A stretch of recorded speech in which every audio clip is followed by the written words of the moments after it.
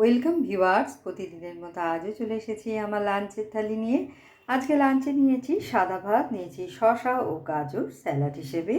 প্রথম পাতে খাওয়ার জন্য নিয়েছি লাউয়ের খোসা ও আলু ভাজা, যেটা আমি কড়াইয়ের তেলে শুকনো লঙ্কা ফোড়ন দিয়ে আলু আর লাউয়ের খোসাটাকে দিয়ে নাড়াচাড়া করে আগে থেকে ভেজে রাখা বড়ি গুঁড়ো করে দিয়ে নুন, হলুদ ও সামান্য মিষ্টি দিয়ে রান্না করেছি। নামানোর সময় একটু পোস্ত আমি এর উপরে ছড়িয়ে দিয়েছি।